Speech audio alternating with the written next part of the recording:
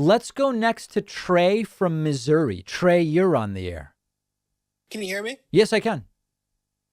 First of all, thanks for taking the call, Dave. I just had a quick question. So, one of the things that you've outlined is that there are sort of three different Republican groups. You've got the pro-business class, you have the social conservatives, and then I can't remember, what was the other group that you It's had like the mentioned there were? freedom libertarian people. Now, I would add a fourth to that now, but maybe that's where your question's going. So I'll let you ask the question first.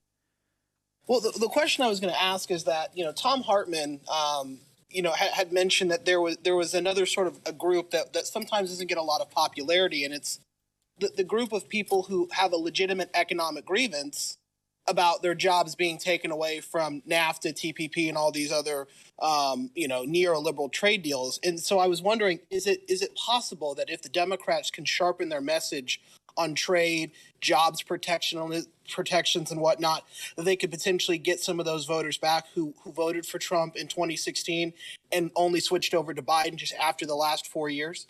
Yes. Now, here's the thing. What we would have to be concerned with is the group of people you describe who aren't also part of one of the three groups I mentioned and who are more loyal to that than to the legitimate economic grievance. Does that make sense? And I can say more about that if it doesn't.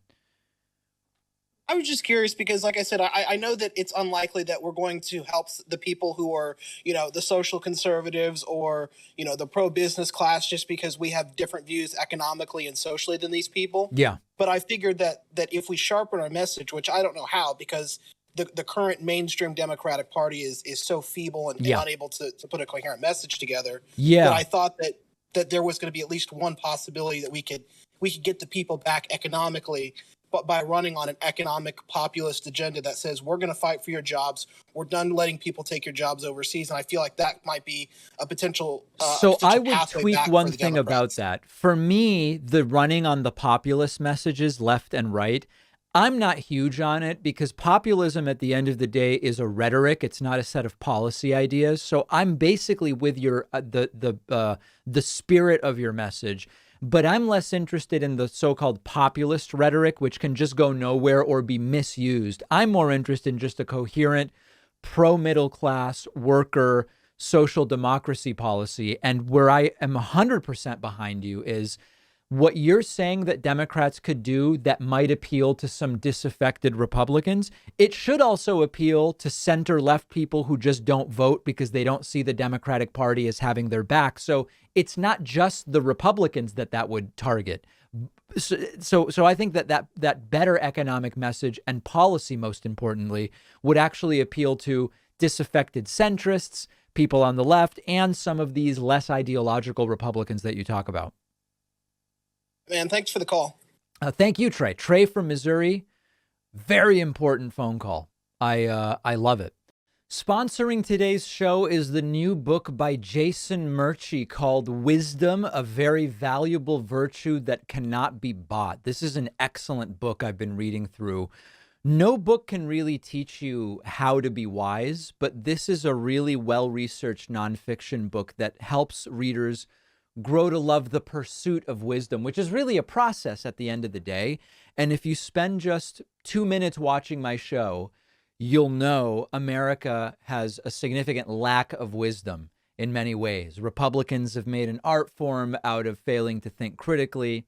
They have their flexible and exclusive values, moral dogmatism. Right now is probably one of the low points in this particular sense in American history, with Trump, tribalism, the pandemic, and just the lack of wise thinking. The author of the book, Jason Murchie, believes that while liberals ought to aspire to be tolerant and compassionate, right-wing extremism and political chicanery must be resisted and overcome. And Murchie really brings a refreshing array of insightful and interesting quotations and personal reflections. It's a deep and wide investigation into what wisdom is. I've been really enjoying reading through it. It's really easy to read in chunks. Each chapter kind of stands on its own, so you can jump into the book very quickly. It's a book that could have a really powerful impact on a lot of readers. Pick up a copy at davidpakman.com/wisdom. The link is down below.